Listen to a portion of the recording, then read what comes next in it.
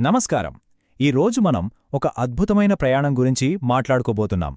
అదే సాక్షాత్తు ఆ శ్రీ వెంకటేశ్వర స్వామి, మనందరి బాలాజీ, దేవాదిదేవుని ఆధ్యాత్మిక ప్రయాణం.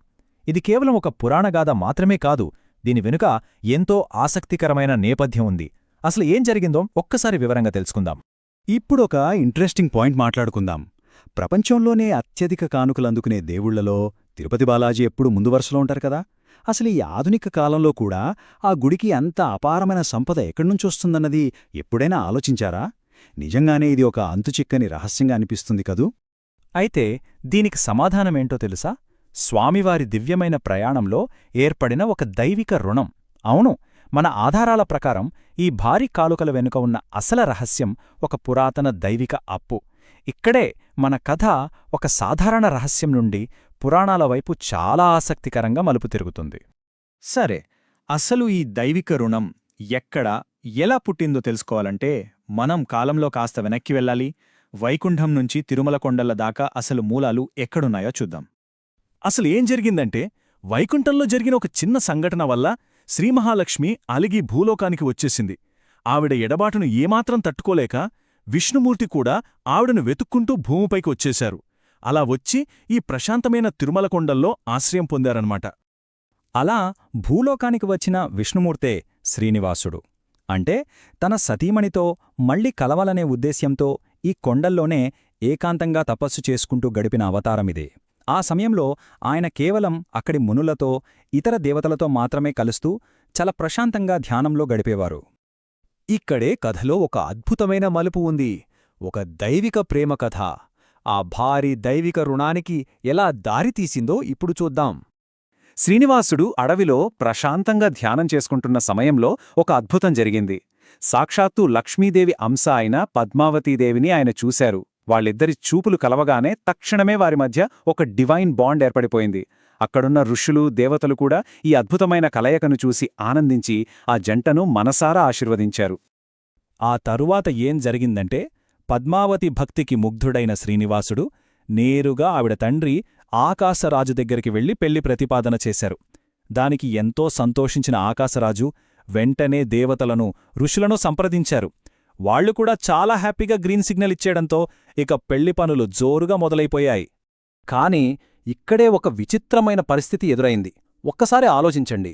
ఒకవైపు ఏ భౌతిక ఆస్తులు వేయకుండా తిరుమల కొండల్లో చాలా నిరాడంబరంగా తపస్సు చేసుకుంటున్న శ్రీనివాసుడు, మరోవైపు ఒక రాకుమారుని పెళ్లి చేసుకోవాలంటే అంగరంగ వైభవంగా చెయ్యాలి. దానికి అపారమైన సంపద కావాలి. దేవునికైనా సరే ఘనమైన పెళ్లికి భారీ ఖర్చు తప్పదు కదా మరి.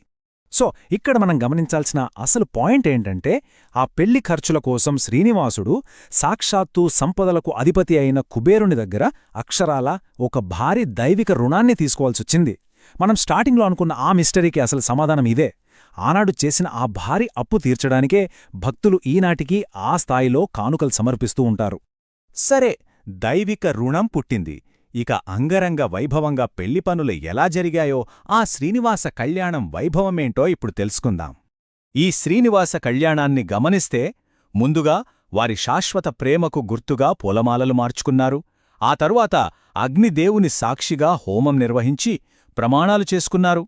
తరువాత పద్మావతి మెడలో శ్రీనివాసుడు మంగళసూత్రం కట్టడం, చివరగా బ్రహ్మ, శివుడు, లక్ష్మీదేవిలాంటి దేవతామూర్తుల ఆశీర్వాదాలందుకోవడం జరిగాయి. ఈ వివాహమే సృష్టిలో సమతుల్యతను, శ్రేయస్సును తీసుకువచ్చిందని గట్టిగా నమ్ముతారు. ఆ తర్వాత శ్రీనివాసుడు ఆ వెంకటాద్రి కొండలనే తన శాశ్వత నివాసంగా మార్చుకున్నారు. అందుకే ఆయనకు ఆ కొండల పేరు మీదుగా వెంకటేశ్వరుడు అనే పేరు స్థిరపడిపోయింది. అంటే వెంకట కొండలకు అధిపతి అని అర్థం. ఈ దైవిక శక్తి నాటినుంచి నేటి వరకు ఆ కొండల్లో అలానే అపారంగా నెలకొని ఉందని మన ఆధారాలు స్పష్టంగా చెప్తున్నాయి. ఇప్పుడు మనం కొంచెం వర్తమానంలోకొద్దాం. అసలు ఈ ప్రాచీన పురాణగాథ నేటి ఆధునిక ఆచారాలతో ఎలా కనెక్ట్ అయ్యుందో చూద్దాం. మనం తిరుమలలో చూసే ప్రధాన ఆచారాల వెనక చాలా లోతైన అర్థముంది. భక్తులు తలనీలాలు సమర్పించడం వెనక భగవంతుని పట్ల ఉండే కృతజ్ఞత, వినయం దాగి ఉన్నాయి. ఇక అత్యంత ప్రధానమైన హుండీ కానుకలంటారా, కుబేరుడికి స్వామివారు పడ్డ ఆనాటి అప్పును తీర్చడంలో భక్తులు తమ వంతు సాయంగా ఈ విరాళాలిస్తారన్నమాట. అలాగే ప్రసిద్ధమైన లడ్డూ ప్రసాదం సాక్షాత్తు ఆ భగవంతుని ఆశీర్వాదంగా స్వీకరిస్తారు. ఈ రోజుకి శ్రీ బాలాజీని తమ శాశ్వత రక్షకుడుగా నమ్మి ప్రతి ఏటా కోట్లాది మంది ఆయన్ని దర్శించుకుంటారు.